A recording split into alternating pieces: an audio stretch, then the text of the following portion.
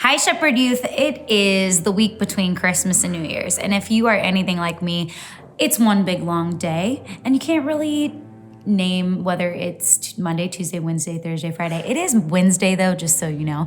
I though wanted to get on here and just give you some ideas of how to make this time matter, how to make it significant instead of just kind of wasting it. A lot of times we end up in the new year and we're like, what did I just do with my life for the last 2 weeks? So here's what I've got for you. 1, start conversations. 2, create memories. And 3, rest. So what does that mean?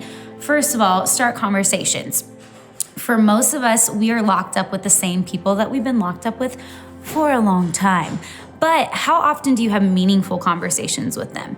I think having these has been one of the most influential things in my relationship. So be intentional with your time. Ask good questions. Maybe ask your parents, hey, what was your favorite Christmas present when you were a kid? Or what was I like as a baby? Or really anything. What was it like when you guys were dating? Or there's just all different kinds of conversation starters that you could have with maybe your parents. You could call up your grandparents, an aunt or an uncle, anyone who you want to invest in a relationship with. Call them up and ask them questions. And maybe you talk a little bit too, but focus on getting them to talk to you. And again, just asking those good questions, starting good conversation. You never know what kind of good will come from that. 2, create memories. This is one of my favorite things to do. Being intentional about creating space that's special and different and memorable. So maybe it feels dorky, but create a movie theater for your parents one night or your siblings. If you have little siblings especially, they'll love this. Like, make a snack booth and set something else up, and make it memorable for the night and make it a big deal. So instead of just plopping on the couch and watching another movie, make it something that you guys remember and that you can share together. Maybe, especially if you have little siblings, maybe you do something fun, create something out of the boxes that you got for Christmas and maybe make a spaceship with them or a special store. You can do all kinds of things. Get creative.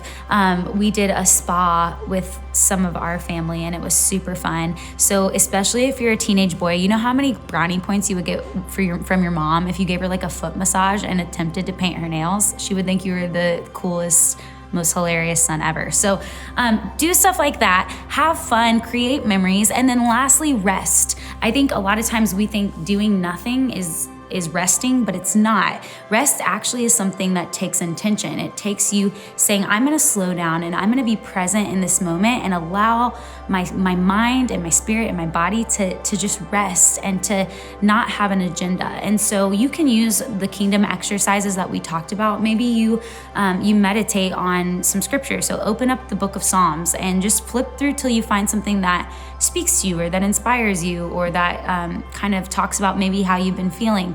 And with meditation, just focus on that idea. So you hold a thought in your mind over and over and over intentionally. That's what meditation is. So maybe you do that for 3 minutes, set a timer on your phone, or maybe you do a simple prayer, an honest prayer is what we call them, where you just sit down and maybe you talk to God about how you're feeling and you don't try to filter it, or you even write it down.